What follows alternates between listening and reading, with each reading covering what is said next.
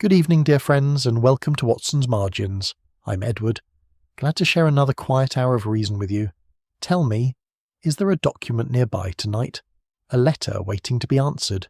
Ink not yet dry? Watson learned that even a signature can whisper its own small confession to the patient eye.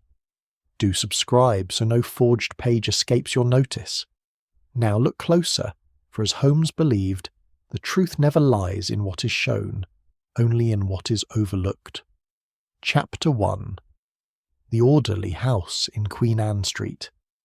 It was upon a clear and singularly quiet morning in the early autumn that I came down to breakfast at Baker Street to find my friend Sherlock Holmes standing at the window, his hands clasped behind him, regarding the street below with an expression of unmistakable discontent.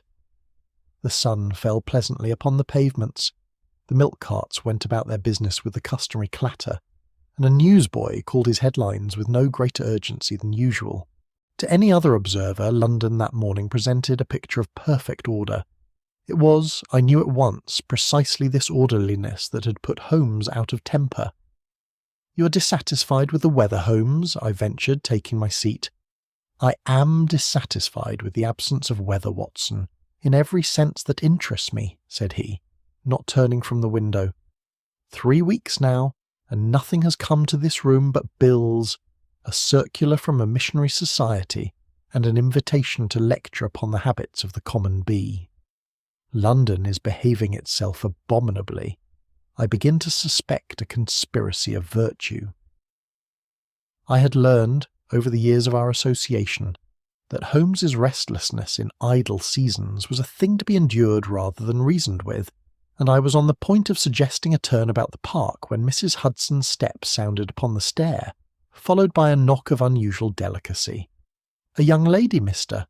"Holmes," said our landlady, who would not give her name below, but says her business is urgent and private. Holmes turned from the window with the swiftness of a man roused from sleep. "Then by all means let urgency and privacy come up together, Mrs. Hudson." The lady who entered a moment later was perhaps 25, dressed with the quiet good taste of a gentlewoman of modest, independent means. She was composed, almost determinedly so, in the manner of one who has rehearsed her composure upon the staircase. I've observed enough of human grief to know that calmness of this practised sort is often the thinnest of garments, and I saw Holmes's grey eyes move over her with the same thought. "Miss Eleanor Vane," she said, seating herself upon the edge of the chair Holmes indicated, as though she did not mean to stay long enough to require its comfort. "I must apologise for coming without an appointment, Mr. Holmes, but I did not know to whom else I might turn."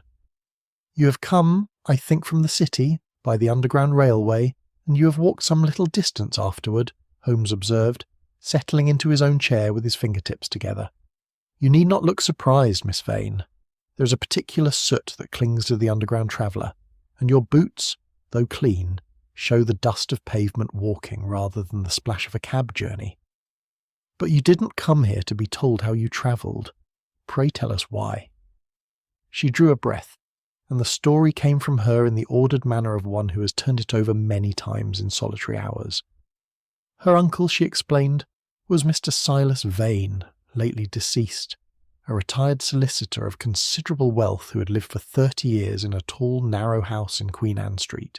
He had been, in the eyes of the world, a model of respectability, punctual to the minute in his habits, generous to charitable institutions, regular in his attendance at church, and so precise in the management of his household that the very coal scuttles, she said with a faint and bitter smile, were filled to a measured weight.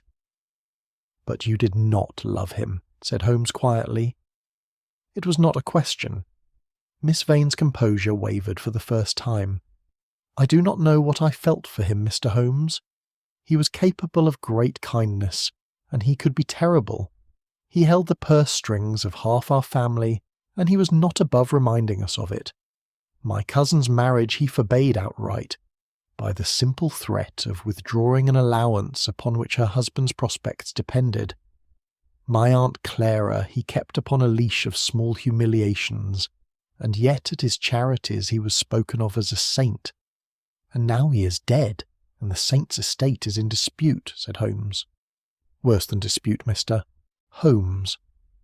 3 days after his funeral, a document was produced, a power of attorney, properly drawn, witnessed, and dated some 6 weeks before his death, by which my uncle appears to have granted to Mr. Adrian Bellamy, his clerk of many years, full authority over a considerable portion of the estate. The signature is his, the seal is correct. The witnesses, 2 clerks from his own former chambers, swear to having seen him sign it.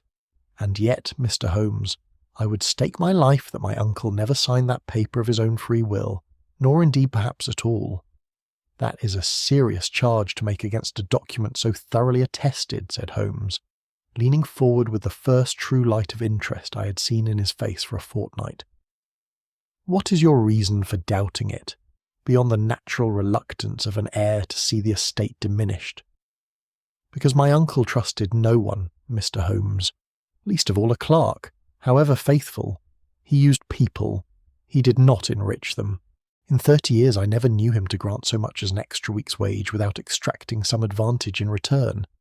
That he should hand over the management of his fortune to Adrian Bellamy, freely and without condition, is as unlike him as it would be unlike the sun to rise in the west. Holmes sat in silence for a long moment, his eyes half closed, and I observed that curious stillness about him, which I had come to recognise as the surest sign that his mind had fastened upon a problem worthy of it.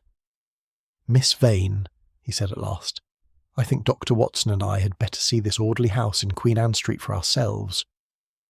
It was thus, on that quiet autumn morning, that the singular affair of the forged power of attorney first came to our door, a case which was to lead us, before its end, through the most private chambers of conscience as well as of law, and to teach me, not for the first time, that the most dangerous deceptions are those committed in the name of order itself.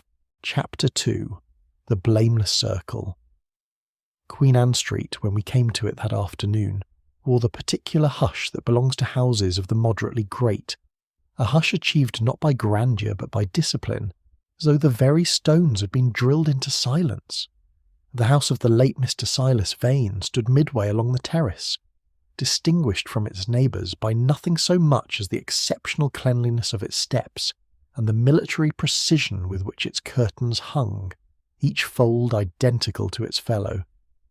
"You will notice, Watson," said Holmes as we descended from the cab, "that grief has not yet been permitted to disorder this household. There is a kind of mourning that forgets to sweep the step, and there is a kind that sweeps it the more furiously for having nothing else within its power to arrange. I suspect we shall find the second sort within." We were admitted by a housekeeper of middle years, a Mrs. Martha Reed, whose manner was correct to the point of severity, and who conducted us through a hall smelling faintly of beeswax and old paper, into a drawing-room where the family and household had, at Miss Vane's request, assembled to meet us. It was, I confess, a curious gathering to study, and I set myself in my modest way to observe them as Holmes would have wished, though I make no doubt his own survey had already outstripped mine before we had crossed the threshold. Mr. Adrian Bellamy, the clerk whose name stood upon the disputed document, was a small, neat man of perhaps 40, with the stooped shoulders and ink-stained forefinger of one who has spent a lifetime bent over other men's papers. He greeted us with a nervousness that might have been guilt, or might equally have been the simple dread of a modest man thrust suddenly into prominence. Mrs. Clara Vane, the dead man's sister-in-law, sat somewhat apart from the others, a widow of perhaps 55, dressed in black of an unfashionable but respectable cut. There was in her face a weariness that seemed older than her recent bereavement, and when Silas Vane's name was mentioned she looked, for the briefest instant, not sorrowful but relieved. Mr. Horace Flint, the banker who had handled the family's affairs for a dozen years, was a large, florid man whose watch-chain and confident waistcoat spoke of comfortable prosperity. He had come, he explained, only to satisfy himself that the estate's business proceeded upon a sound legal footing, and he made no secret of his impatience to be gone. Mr. Lionel Purvis, a young solicitor of perhaps 30 who had prepared several of the deceased's more recent papers, struck me as almost excessively obliging, agreeing with whatever was last said, and offering, twice within a quarter of an hour, to fetch whatever document Holmes might wish to examine.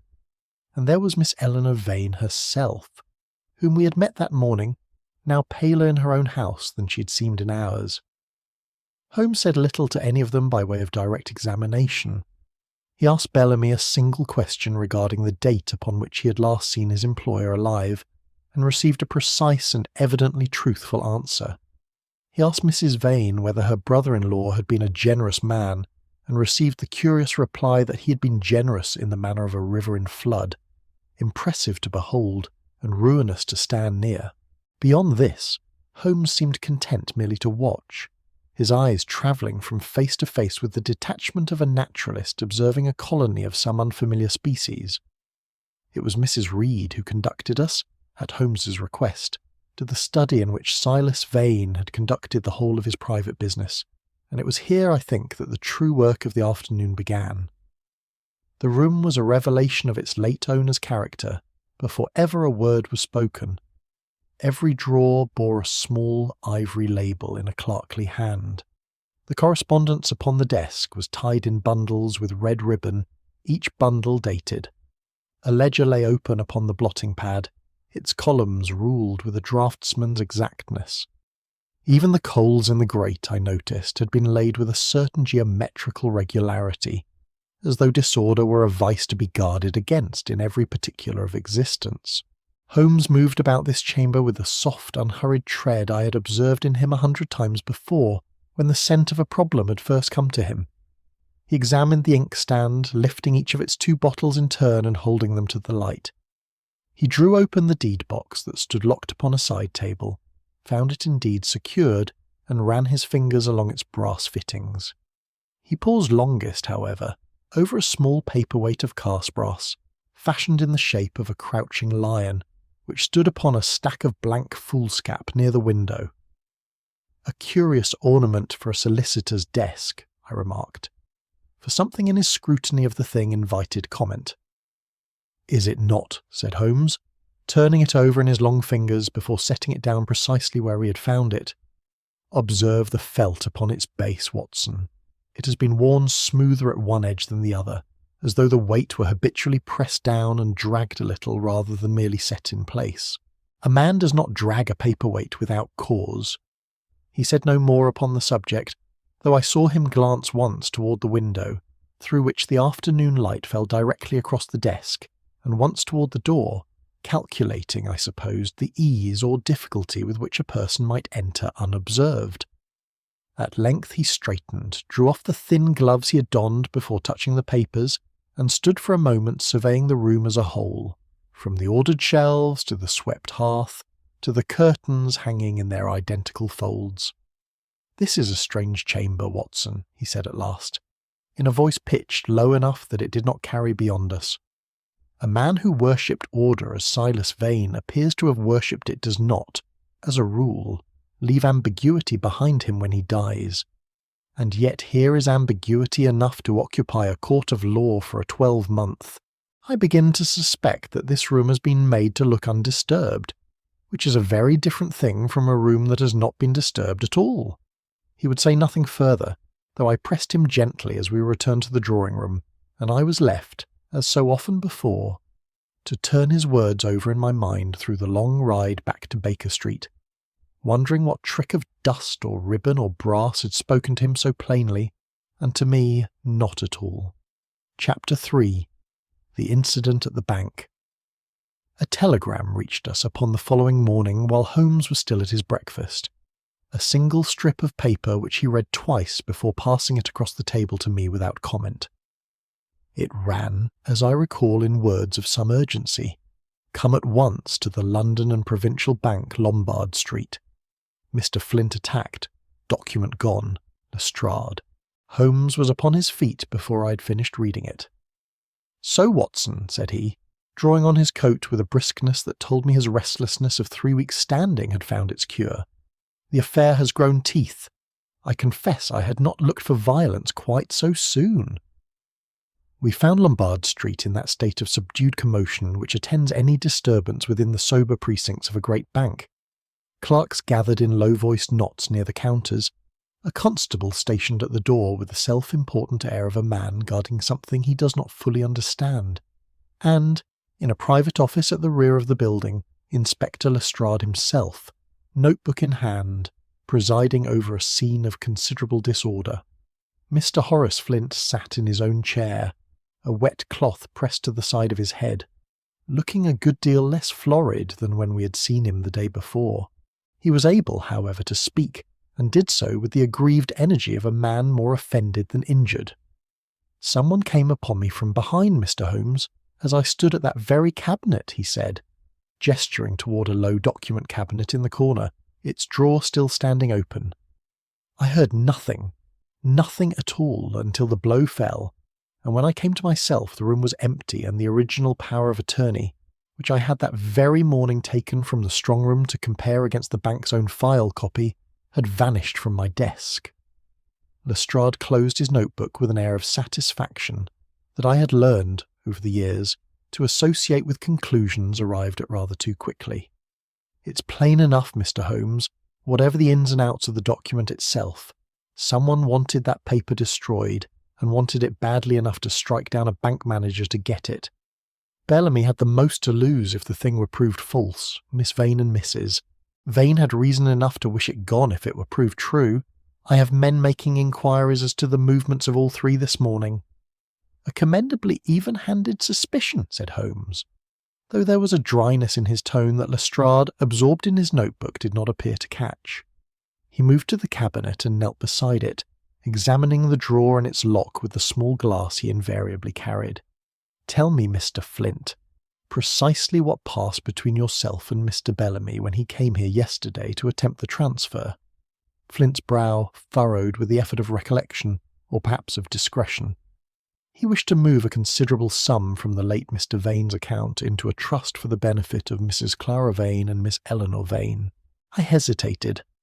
Not, I will say, because the document appeared irregular in its execution, but because the transfer benefited precisely those persons whom I knew Silas Vane to have threatened, upon more than one occasion in my hearing, to cut off entirely. It struck me as a strange generosity for a dead man to have arranged. "And you said as much to Bellamy?" "I did." He grew agitated, more agitated, I thought, than an honest man defending a genuine instrument need be, and left the bank in some disorder. I confess the encounter troubled me sufficiently that I resolved to compare the original once more against our file copy this morning before I would consent to proceed further. "A prudent resolution," said Holmes, "and one, I think, that someone was exceedingly anxious you should not carry out." He rose from the cabinet and crossed to the desk where a quantity of papers lay in some confusion, and I saw his eye travel over each object in turn with that swift, cataloguing attention I had so often watched him bring to bear upon a scene of disorder, a smear of ink near the corner of the blotting pad still faintly tacky, a private drawer beneath the desk whose seal of wax, evidently affixed some time before, had been broken and left hanging, and, in the small grate at the far side of the room, the blackened remnant of an envelope, half consumed, its direction no longer legible. "You keep a fire in your office even in September, Mr. Flint?" Holmes asked. "On damp mornings, mister." "Holmes, the room is cold enough, though I confess I lit no fire myself today. My clerk sees to it before I arrive." Holmes said nothing to this, but I observed him make a note of it in that private ledger of the mind which he carried always, and never showed to any man until the moment of his choosing. Lestrade, meanwhile, had grown a little impatient of what he plainly regarded as needless refinement. "It's a plain case of panic, Mr. Holmes. Whatever the ink and the ashes may say to you, a guilty party came to destroy the evidence, was disturbed or nearly disturbed by Mr. Flint, and struck out to save himself. I've seen a dozen such affairs, and they none of them want for cleverness in the telling afterward. It's cleverness enough simply to have swung the arm." "You may be right, Lestrade," said Holmes, though his tone carried no great conviction. "And yet I find myself troubled by the neatness of it all. A man who strikes another down in panic does not, as a rule, pause afterward to burn an envelope in a cold grate nor break a seal upon a drawer that has nothing whatever to do with the paper he has come to steal. Panic scatters. It does not tidy as it goes. We walked out into Lombard Street some minutes later, leaving Lestrade to his inquiries among the bank's clerks, and I ventured to ask Holmes what he made of the ink, the seal, and the ashes together. "I make of them, Watson, the beginnings of a pattern, though whether it is one pattern or three woven together, I cannot yet say." He was silent for the length of a street crossing, his stick tapping against the pavement in a slow, meditative rhythm quite unlike his usual quick stride. Consider this, however, as we go. A man in panic leaves confusion behind him, for panic has no leisure for arrangement. But a man who has come with design leaves order, even in the wreckage of his crime, for design, unlike panic, cannot entirely forget itself. Someone in that office yesterday was not merely frightened, Watson. Someone was working. Chapter 4. Paper, Ink, and Uneasy Reactions. For the better part of that afternoon, Holmes did not stir from his chair beside the window, but sat with the copy of the power of attorney spread upon a low table before him, together with a dozen or more genuine letters and papers of the late Silas Vane's, which Miss Vane had, at his request, gathered from her uncle's files and sent round to Baker Street by messenger. I have seen Holmes absorbed in many strange pursuits, but there was something in his stillness that afternoon which put me in mind less of a detective than of a scholar poring over some disputed manuscript of antiquity. So wholly did the outer world cease to exist for him. "You will find me poor company today, Watson," said he, without lifting his eyes from the papers, "unless you care to occupy yourself with the comparison of ink. I have here 5 distinct shades of black, and I begin to suspect that Silas Vane's stationer's cupboard held nothing so simple as a single bottle. I confess I made little of the exercise myself, though I dutifully examined what he passed to me. A legal letter dated some 18 months back, a note to a charitable society, a memorandum concerning the affairs of his late brother's estate.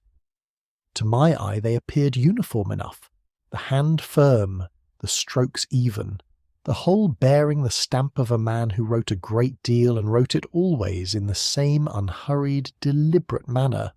Holmes, however, worked with a magnifying lens and a patience that tried even my long-tested admiration for his methods. He measured the height of certain letters against others, held sheets up to the window in turn, and once spent the better part of 20 minutes upon a single capital V, murmuring to himself in a tone too low for me to follow.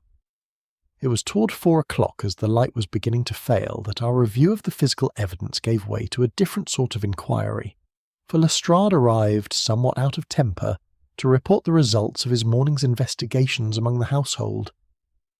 "I've had them each in turn, Mr. Holmes, and I'll own it's a queerer business the more I look at it," said he, seating himself with the air of a man glad to unburden himself of a difficulty.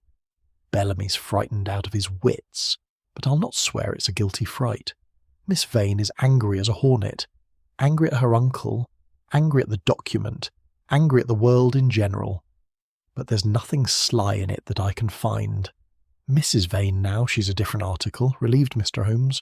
Relieved as a woman let out of prison and trying hard not to show it." "And the young solicitor, Mr. Purvis?" Holmes asked, still bent over his papers. "Helpful to a fault," said Lestrade with a shade of disgust.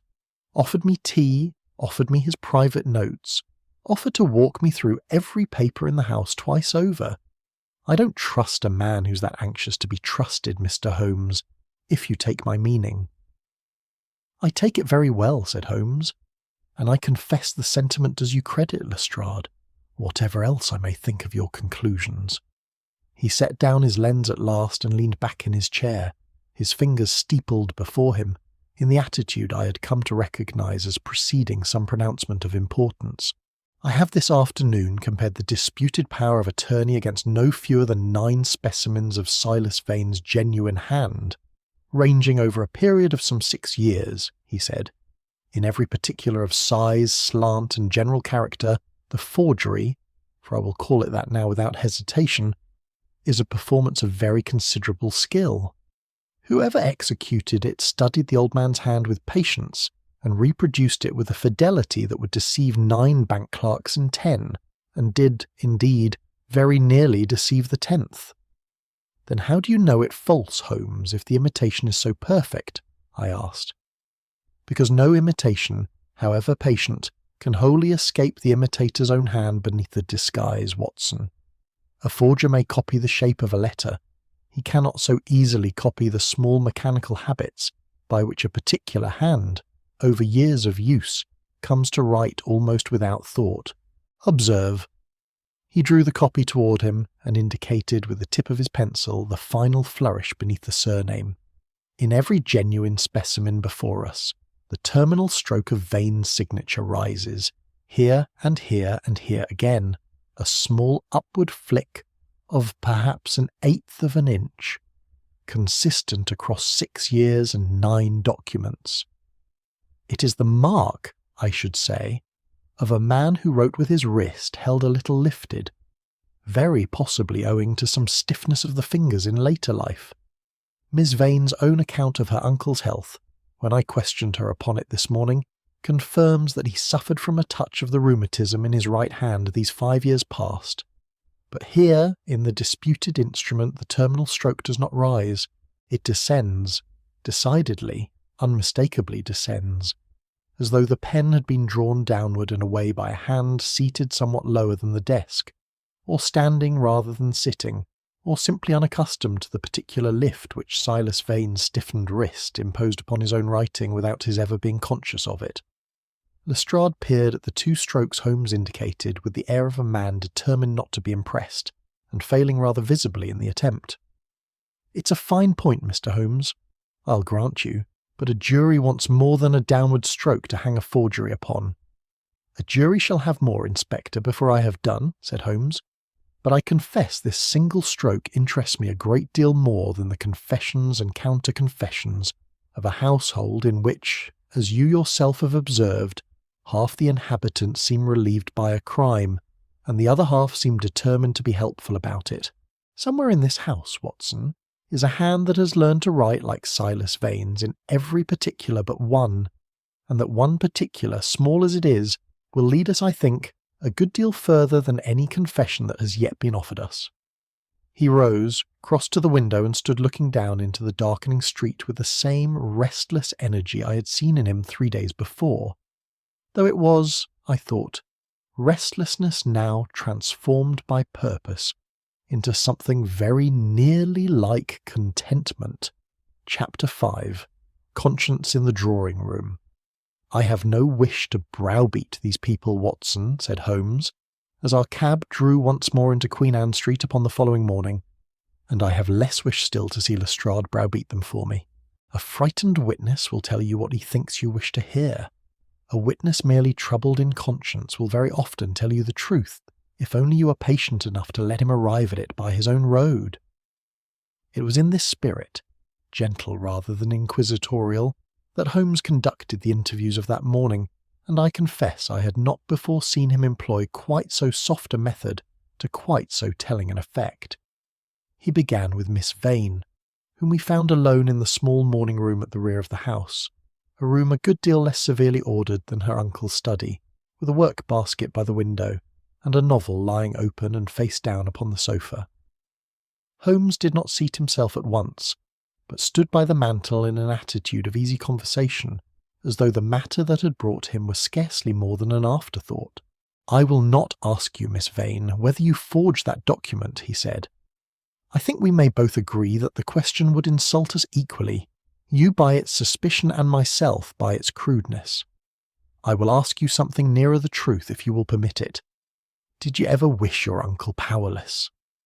She was silent for a moment, her hands very still in her lap, and when she spoke it was with the quiet honesty of one too tired for further pretence. "I did, Mr. Holmes. God forgive me, I did. He forbade my marriage outright, upon no better ground than that he disliked to see money leave the family circle.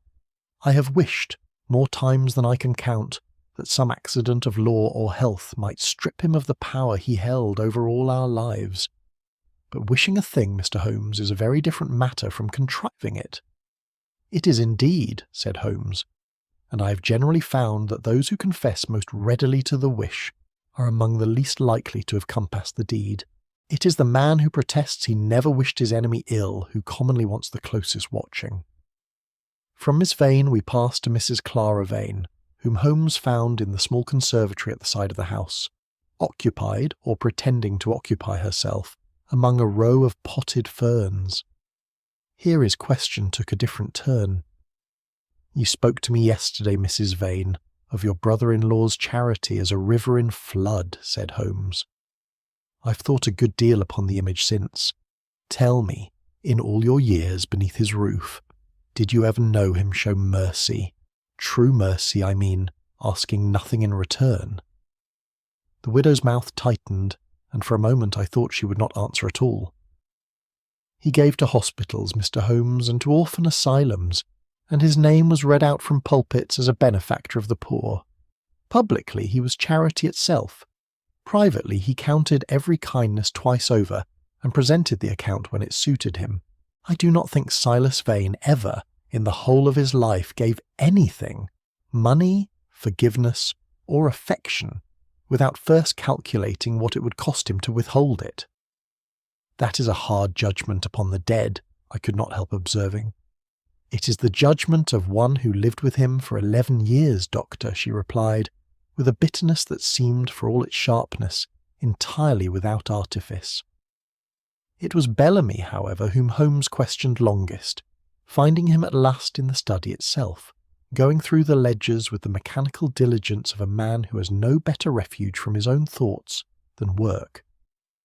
Holmes's question here was gentler still, and stranger. "Why did Silas Vane trust you, Mr. Bellamy, above all his other clerks and connections?" Bellamy looked up with something like surprise, as though the question had touched a nerve he had not expected to be found. "He trusted no one, Mr. Holmes. That is the plain truth of it, whatever the document may say. He used people as he used his ledgers, to keep an account, to record what was owed and by whom, and to be consulted only when the account required balancing. I do not believe Silas Vane extended a single hour's genuine trust to any living soul in 30 years. And yet the power of attorney names you as the one man in London he chose to trust absolutely, which is precisely why I cannot believe he ever signed it, Mr. Holmes, whatever comfort that disbelief may cost me now." There was in each of these 3 conversations a common thread that I could not fail to notice even without Holmes's guidance, a shared unease that went deeper than grief, a sense in each speaker of some private reckoning with the dead man that had little to do with wills or documents at all. No one in that house mourned Silas Vane simply. Each seemed bound to him still by some cord of fear or shame or loyalty that his death had loosened without severing. It was as we prepared to leave that I observed the small incident which I confess made little impression upon me at the time, though I saw Holmes's eye catch upon it at once. We passed through the hall as Mrs. Reed, the housekeeper, was directing a maid in the polishing of the stair rail, and Holmes paused to ask her some trifling question regarding the household's daily routine. It was nothing of consequence. The hour at which the post was collected, I believe, or some such matter. But in the course of her answer she had occasion to mention Mr. Bellamy's name, and I noticed that as she spoke it her hands, which had been busy with a cloth, came together and folded themselves quietly before her, in the attitude of a woman composing herself before an altar. A devoted household, this, I remarked to Holmes as we walked toward the corner in search of a cab. "The housekeeper seems quite attached to Bellamy." "Perhaps," said Holmes, though there was a note in his voice that gave me pause. "Or perhaps, Watson, what you have taken for attachment is something nearer to protection. There is a particular stillness that comes into a woman's hands when she speaks of someone she loves, and there is another, very similar in appearance but wholly different in its origin, that comes into them when she speaks of someone she's trying very hard not to betray. I confess I'm not yet certain which we witnessed in that hall, but I mean to find out before this case is very much older." Chapter 6. The Fear Behind Loyalty. Holmes spent the better part of the following 2 days upon an occupation so unlike his usual methods that I own I grew a little impatient of it, though experience had long since taught me the folly of questioning his direction before its purpose had declared itself. He was closeted for the greater part of one afternoon at Somerset House among the records of probate, and for a further morning at the offices of a firm of solicitors in Bedford Row, who had, some years before, been concerned in the winding up of the estate of Silas Vane's deceased brother. He returned from each expedition with a small sheaf of notes, closely written, which he added without comment to a growing file upon his desk, and it was not until the second evening, when he had at last laid down his pen and lit his pipe with the air of a man who has finished a piece of tedious but necessary labour, that he consented to share the fruits of his research. "I have been reconstructing, Watson, the last weeks of Silas Vane's life," said he, settling into his chair with evident satisfaction, "and I find them a good deal more instructive than the weeks that followed his death. A man's final actions, properly traced, will very often tell you more of his true business than the document that purports to conclude it." "And what have you found?" "That in the month before he died, Silas Vane summoned Mr. Purvis to draw up certain changes to his will, changes which Purvis, when I pressed him this morning under cover of a wholly different inquiry, was reluctant but not, I think, able to conceal from me entirely. That he met privately, and at some length, with Bellamy upon no fewer than 3 occasions in that same month, though Bellamy's ordinary duties gave him no cause to see his employer outside office hours. That he quarrelled with Mrs. Clara Vane so bitterly upon one evening a fortnight before his death, that a housemaid since dismissed from the household heard raised voices from the study and reported as much, in some alarm, to Mrs. Reed, and that he instructed Mrs. Reed herself, some 10 days before he died, to burn a quantity of old letters and papers from a locked box in his bedroom, an instruction she says she carried out to the letter, though she could not or would not tell me what those papers contained." "It sounds a household on the edge of some crisis," I said, "though I confess I do not see how it bears upon a forgery committed after his death." "Nor did I, Watson, until my researches at Somerset House bore fruit." Holmes drew a paper from his file and passed it across to me. "This is the record of the estate of Mr. Josiah Vane, Silas's elder brother, who died some 22 years ago, leaving a widow and an infant daughter, the very Clara and Eleanor Vane whom we have come to know. Silas, as the elder brother's executor, administered that estate and administered it, upon the face of the record, with perfect propriety. And yet I have found, buried among the solicitor's old files in Bedford Row, a memorandum in a junior clerk's hand, a clerk who, I need hardly tell you, was Adrian Bellamy, then a young man new to his profession, noting a discrepancy in the accounting of certain securities that was never afterward explained, nor, so far as the file shows, ever brought before Josiah Vane's widow at all." I felt a slow understanding beginning to form. "You believe Silas cheated his own brother's family?" "I believe it exceedingly probable, Watson, and I believe further that Bellamy, then a young and dependent clerk with his own way to make in the world, saw the discrepancy, understood its meaning, and held his tongue, whether from fear, from ambition, or from some more complicated mixture of the two, I cannot yet say. A silence of 22 years is a heavy thing to carry, and it is precisely the sort of burden that a dying man's conscience, or a dying man's malice, might suddenly choose to disturb." "Then the new power of attorney may have nothing to do with money at all," I said, "but with this old wrong coming at last to light." "That is my present conjecture, though I hold it loosely," said Holmes. "It would explain a great deal. Silas's private meetings with Bellamy in his final weeks, his quarrel with Clara, who may at last have learned, or come near to learning, what had been kept from her so long, his sudden destruction of old papers, which a guilty man burns not to protect himself in the future, but to erase the evidence of a wrong already committed. Whether the forged document was intended to correct that old injustice, to conceal it further, or to punish someone for threatening to reveal it, I cannot yet say with confidence. I own that my own thoughts turn naturally, and I think not unreasonably, toward the figure of Bellamy himself. It seems to me, Holmes, that the clerk stands very ill-placed in all this. He alone possessed both the old knowledge and now the disputed authority. Surely he is your man." But Holmes shook his head with a decision that surprised me. "I had thought as much myself, Watson, until I sat with him this morning over those same ledgers and watched his hands as he turned the pages. Mr. Bellamy has the air of a man who has carried guilt a very long time. One sees it in the stoop of his shoulders, in the particular carefulness with which he handles paper, as though paper itself had once betrayed him, and must now be humoured like an old enemy grown feeble. But it's not the air of a man who has recently invented his guilt for our benefit, nor the air of a forger newly triumphant in a scheme of his own devising. Guilt long carried wears a different face from guilt lately assumed, Watson, and I have looked upon both often enough to know the one from the other.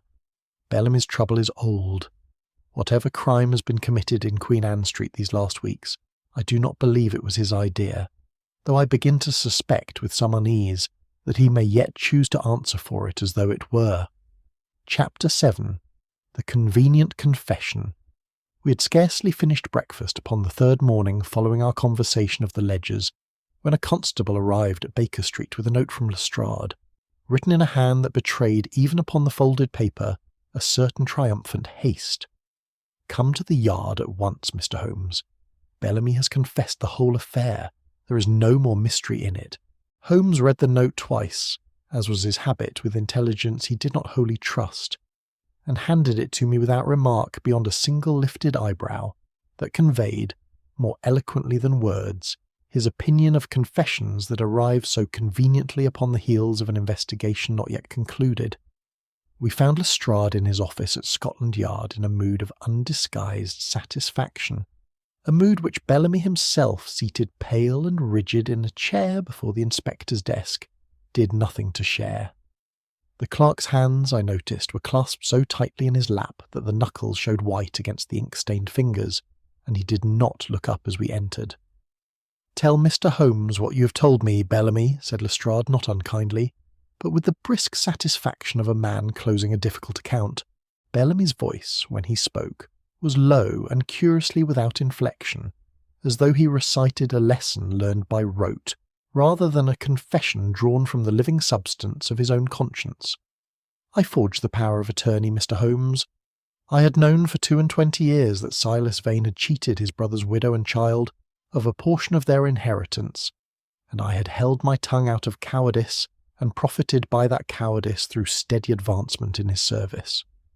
When he lay dying, and showed no sign of any intention to make restitution, I resolved to do by forgery what he would not do by conscience.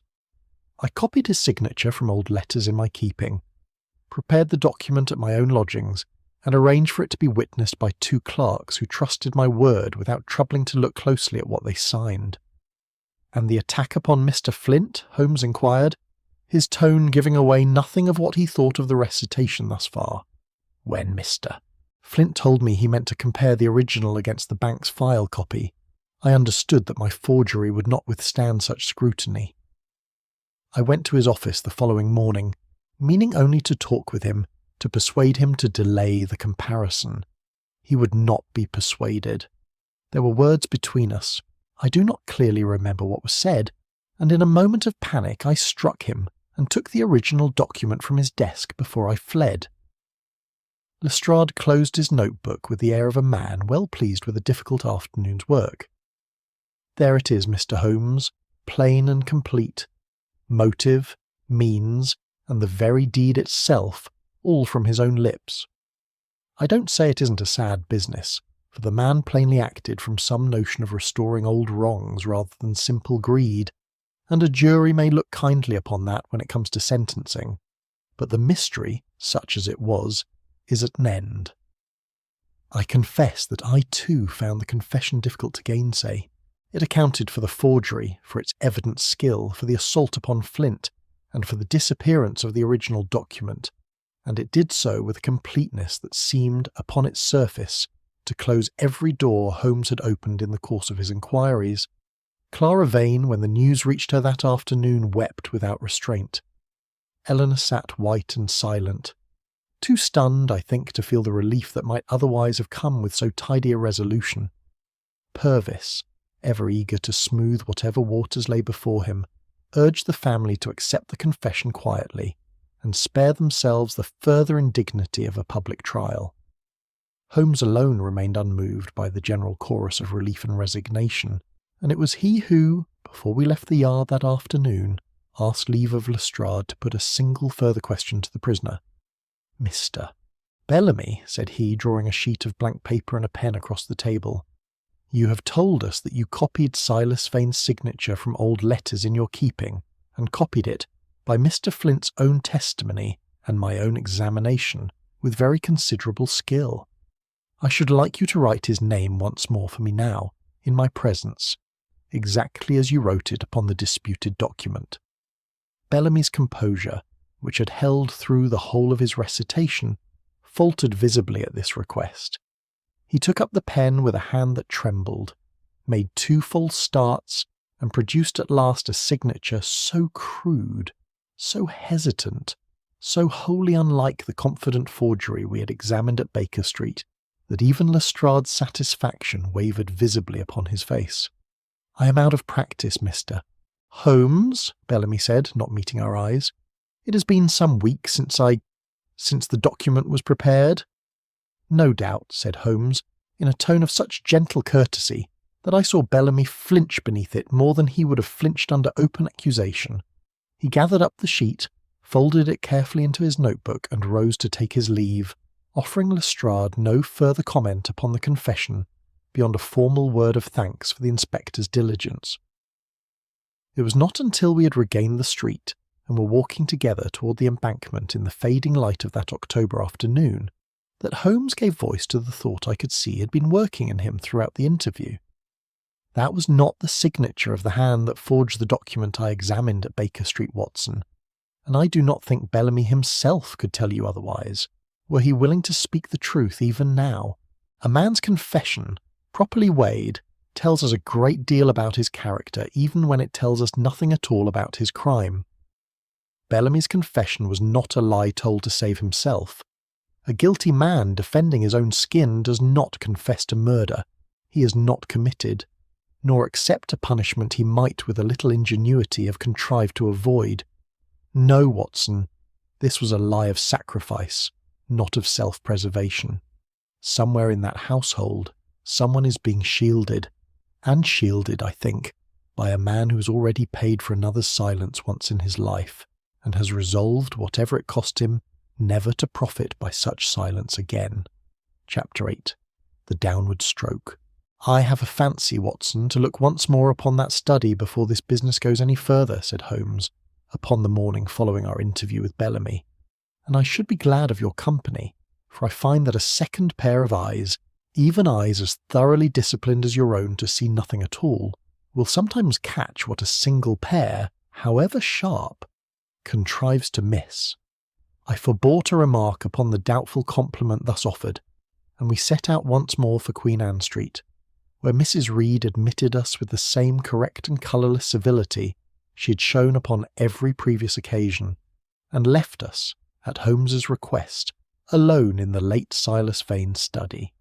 Holmes went at once to the small writing table beneath the window, upon which he laid out side by side the disputed copy of the power of attorney and 3 of the genuine letters he had brought with him from Baker Street. For some minutes he said nothing at all, but sat turning each document toward the light in succession, his lens close to the paper, his lips moving faintly as though he counted to himself some private measure. "Come here, Watson, and look upon this with me," he said at length, "and tell me honestly what you observe." I bent over the papers as he directed, and applied myself, not for the first time in our long association, to the humbling exercise of seeing a great deal less than my friend had already seen. "I see a signature," I said at last, somewhat lamely, "and I see that the final letter of the surname bends downward in the one instance, and upward in the others, as you showed us some days ago." "Just so. But have you asked yourself why?"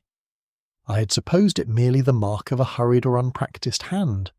"So did I at first," said Holmes, "until I recalled a small remark of Miss Vane's, offered almost in passing when I questioned her upon her uncle's health, to the effect that he had suffered these 5 years past from a stiffness of the right wrist, a touch of the rheumatism she called it, of the sort that comes to men who have spent a lifetime bent over a desk. Consider what such a stiffness would mean to a man's habitual hand, Watson. A wrist that will not bend freely downward must of necessity be held a little raised as the pen completes its stroke, and the terminal flourish of a signature, formed under such a constraint and repeated many thousand times over 5 years, becomes at last wholly unconscious, a small upward lift that the writer himself would be quite unable to explain, and quite unable, I think, to counterfeit, unless he too suffered from precisely the same affliction. And the forger, not sharing that stiffness, allowed his own natural hand to assert itself at the very last stroke, I said, beginning at last to follow him. Exactly so. The forgery is masterly in every particular that can be studied and copied. The slant, the size, the general character of each letter, but the final stroke betrays a hand unencumbered by rheumatism, writing freely downward as any natural hand will do, and betraying thereby that the person who held the pen did not share Silas Vane's particular infirmity, however faithfully they had studied his general style. He rose from the table and crossed to the window where the small brass lion still stood upon its stack of blank foolscap, exactly as we had left it upon our first visit to the room. Holmes took it up now with rather more purpose than he had shown before, turning it over and examining the felt of its base beneath his lens with an attention that suggested he had been saving this particular scrutiny for a moment of his own choosing. You will recall, Watson, that I remarked upon this ornament during our first examination of the study, that its felt base showed signs of dragging, as though it had been pressed down and drawn a little, rather than merely set in place. I am now in a position to tell you why. He held the lens toward me, and I peered obediently at the small square of felt, upon which I could just make out, under close inspection, a faint discoloration and a scattering of minute fibres, quite unlike the ordinary dust of a well-kept room. That is the trace of sealing wax, Watson, and beneath it, paper fibre of a heavier weight than the foolscap upon which the lion presently stands. This weight has been used, and used more than once, to press a document flat while its wax was still soft or its paper still damp. A common enough practice among those who prepare legal instruments, but one that carries a particular significance in this instance, for it places the preparation of some document at some time directly upon this desk, in this room, and not in any lodging or office beyond these walls. Then the forgery was not prepared in Bellamy's rooms, as he told us. I do not believe it was prepared anywhere but here, Watson, upon this very desk, by someone with easy and unquestioned access to Silas Vane's own study, his own ink, his own old letters for reference, and this very paperweight to press the finished work flat and convincing before it was ever shown to a witness. Bellamy's confession places the forgery in his own lodgings. The physical evidence of this room places it here. One of the two accounts must be false, and I have no doubt whatever which one the felt of this paperweight and the downward stroke of that signature between them condemn. I own that the full weight of his meaning did not at once declare itself to me, absorbed as I was in the ingenuity of the proof itself, but I saw in Holmes's face, as he set the little brass lion back precisely in its place upon the desk, an expression I had learned to associate with the quiet, unhurried certainty that comes to him only when the last true piece of a problem has settled into place, leaving nothing further to be discovered but the manner and moment of its telling. We shall let Lestrade believe the case very nearly solved a little longer, Watson, said he, as we let ourselves out into the hall. There is a name I have not yet spoken aloud even to you, though I think you have very nearly guessed it for yourself these 2 days past. But I would have certainty complete before I speak it, and certainty, I fancy, is now no more than a single conversation away. Chapter 9. Holmes reveals the moral truth.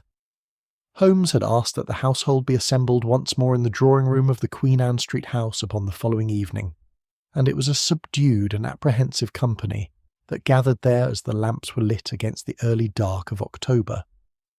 Eleanor Vane sat near the fire with her hands folded tightly in her lap, Clara Vane occupied a chair a little apart from the others, as had become her habit. Bellamy, released upon Holmes's own representation to Lestrade that his confession required further examination before it could be accepted, stood near the window with the stiff, resigned bearing of a man awaiting sentence he believes just.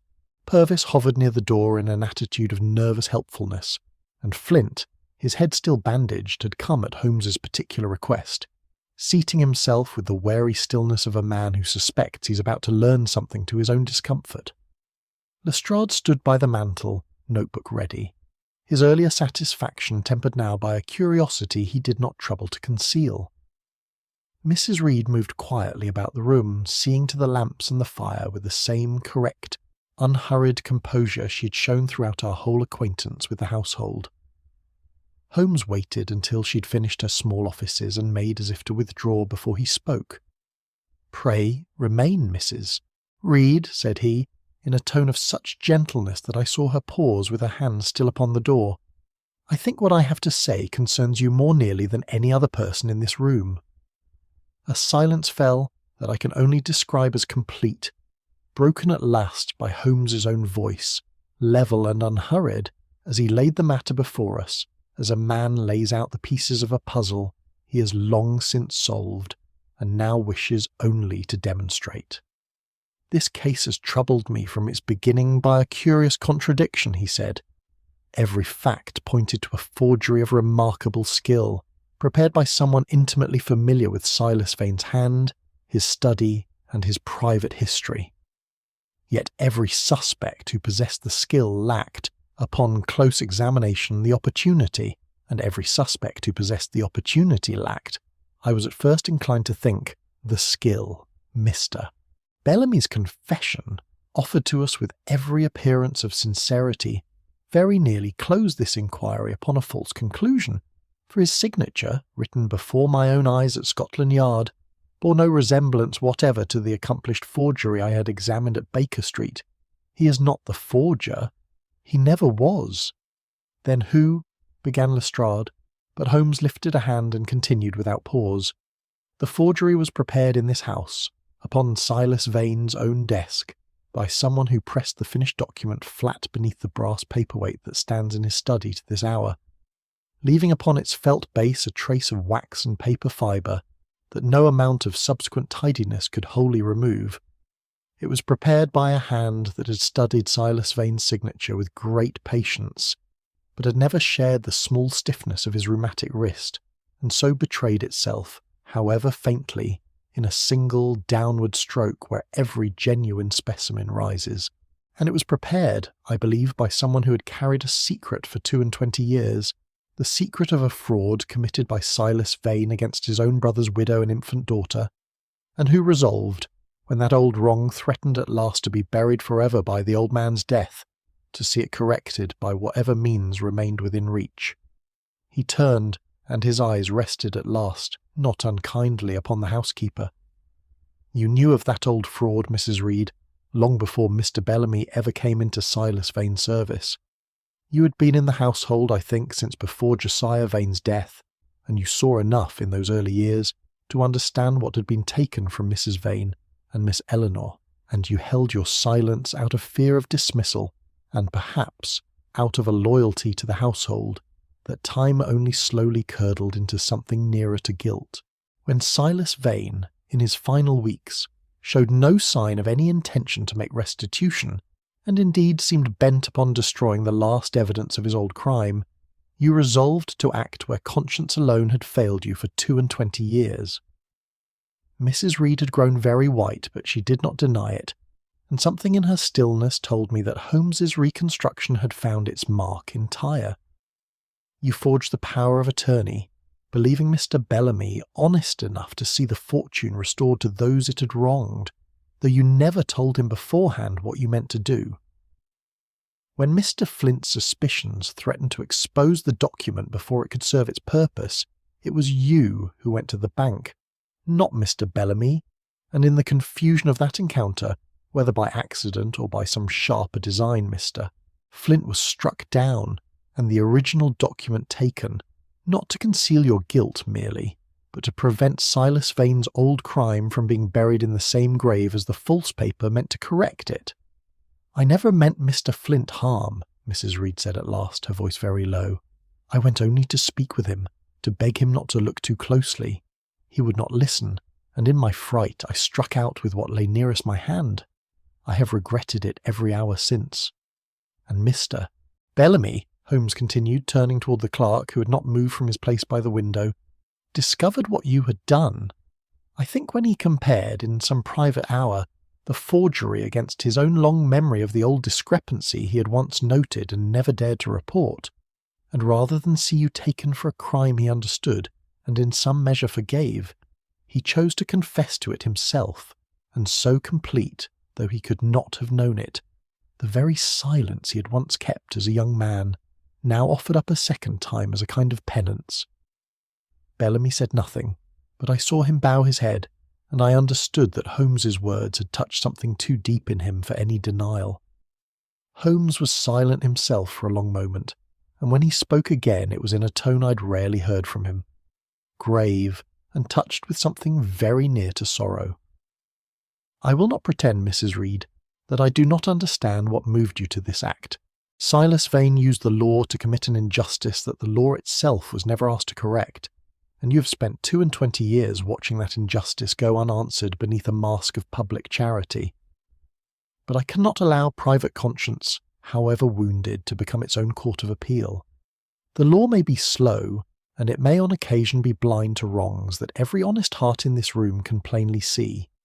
But when each wounded conscience takes it upon itself to become judge and jury both, truth is not restored, Mrs. Reed. It is merely replaced by another falsehood, however well intended. Chapter 10. Law, Mercy, and Reason.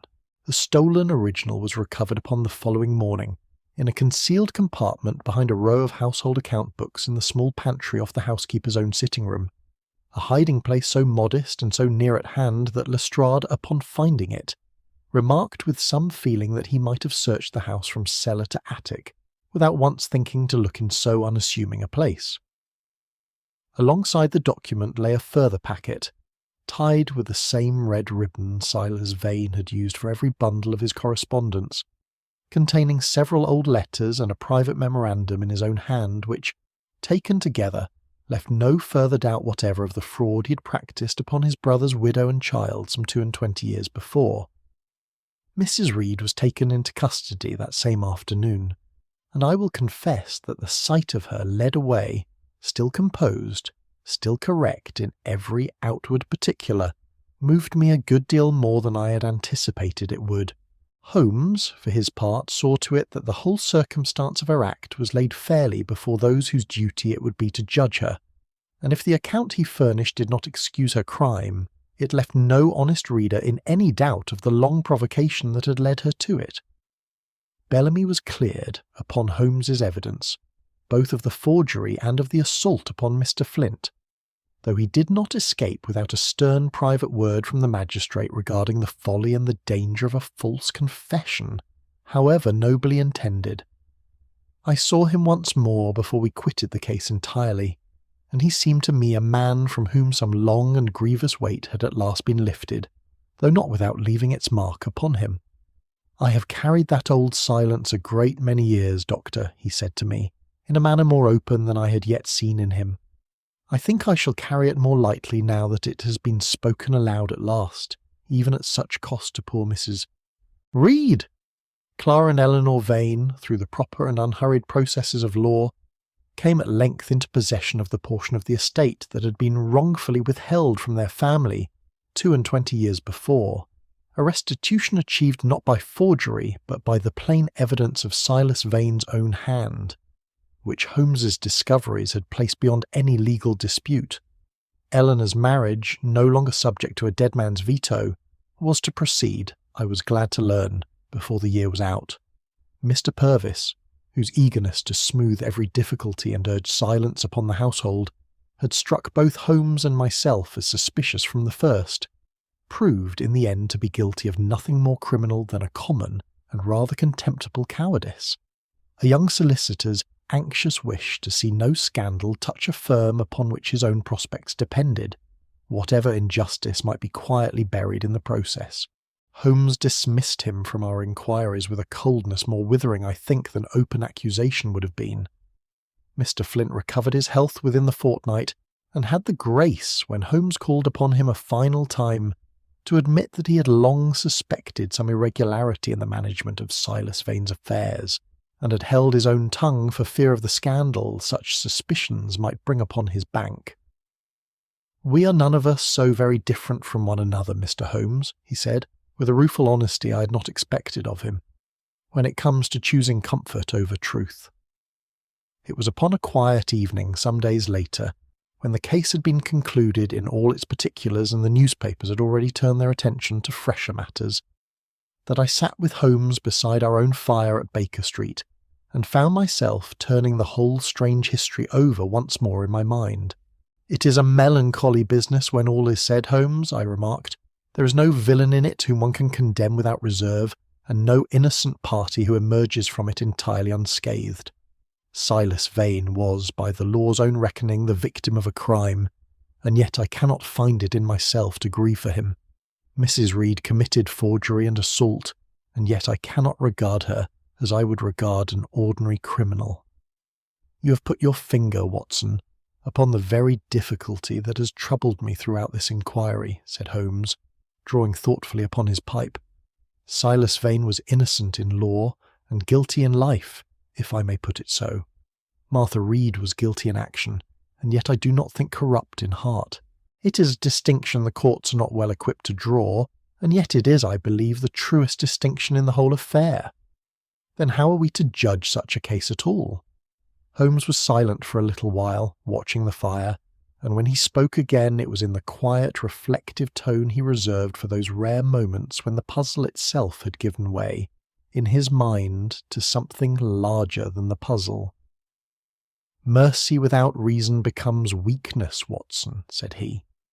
"It forgives what ought to be corrected, and calls its own indulgence virtue. But law without mercy becomes mere machinery, a thing that grinds forward without ever pausing to ask whether what it crushes beneath it deserves injustice to be crushed at all. Our task, I think, is not to worship either blindly, nor to set the one against the other as though a man must choose between them. It is to find, in each particular case, the truth upon which both reason and compassion must finally agree to stand together, a harder thing, I confess, than the mere unravelling of a forged signature, and one I fear that no science of deduction I have yet devised can wholly supply." He knocked the ashes from his pipe against the grate, and for a moment in the firelight I saw upon his face an expression I had witnessed only rarely in the whole course of our long friendship, not the keen, restless satisfaction of a problem solved, but something quieter, and I think a good deal wiser, that neither of us, in the comfortable silence that followed, saw any need to put further into words.